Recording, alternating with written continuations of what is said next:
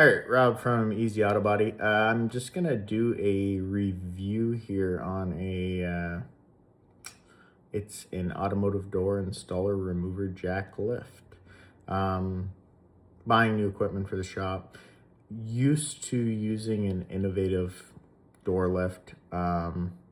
Decided I was going to give a different company a chance.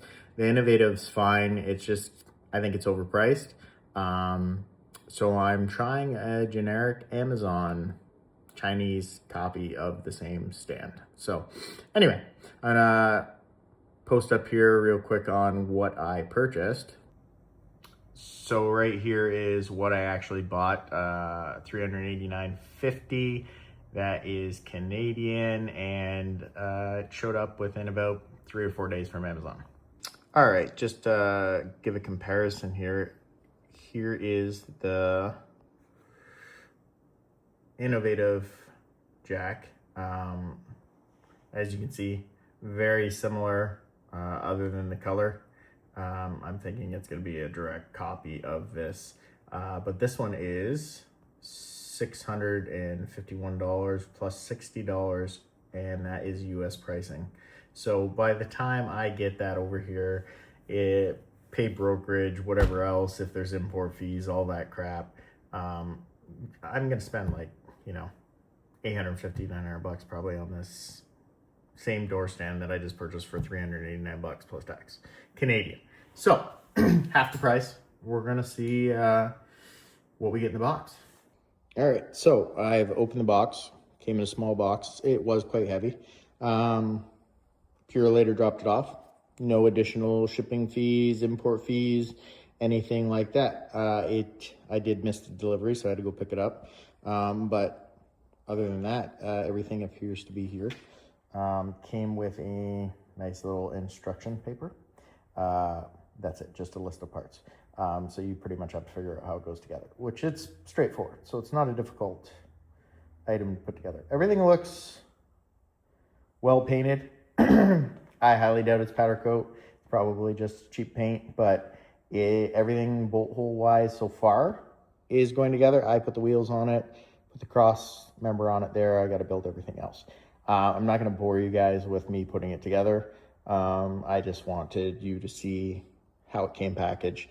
The beams and everything did come in plastic wrap. I've torn that all off. So we'll see how it goes together, and then we'll test it out on a door. Being that I've used the Innovative jack in the past, I'm well aware with how well that worked. And based off of looking at this, it looks like a very similar setup. If it works like I think it's going to, this is a no-brainer. Buy this, it's half the price.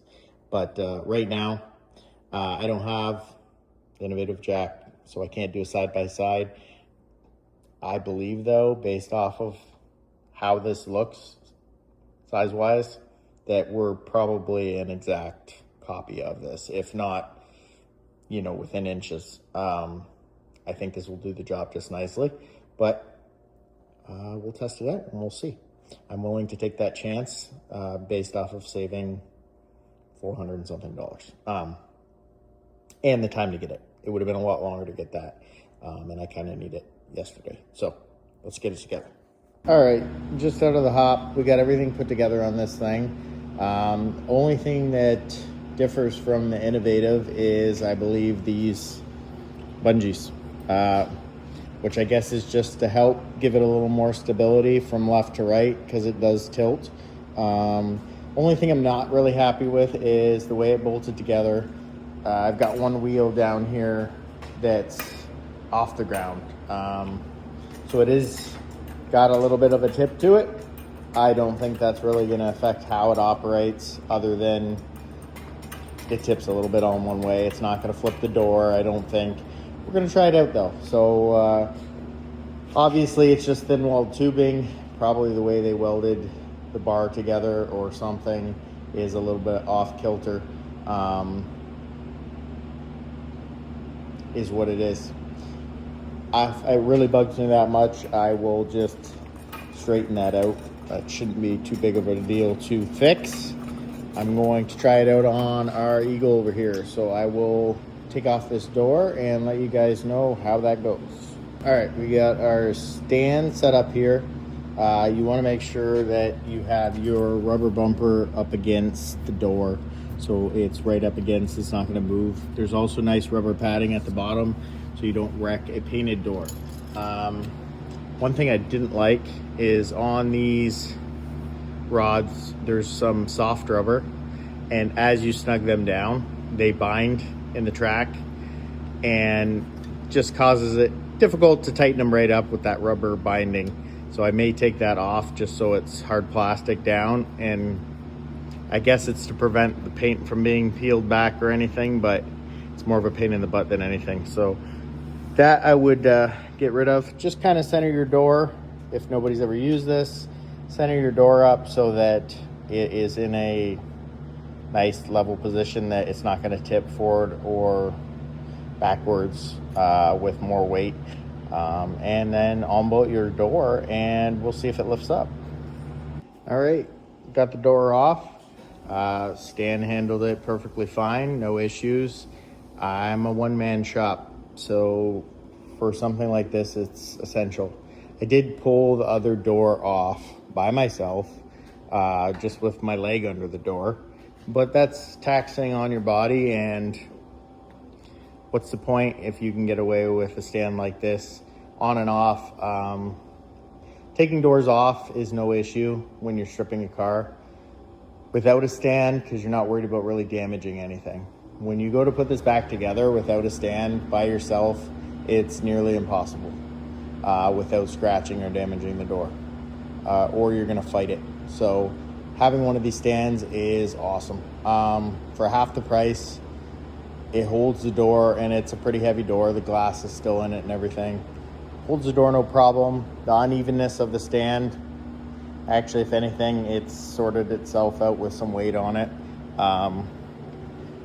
Is it built cheaper? Probably.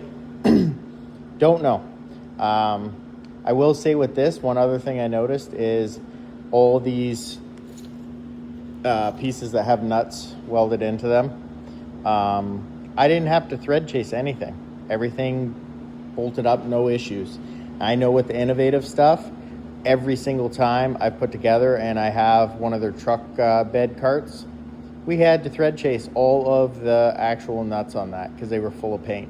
I don't know about you, but in a shop, time is money.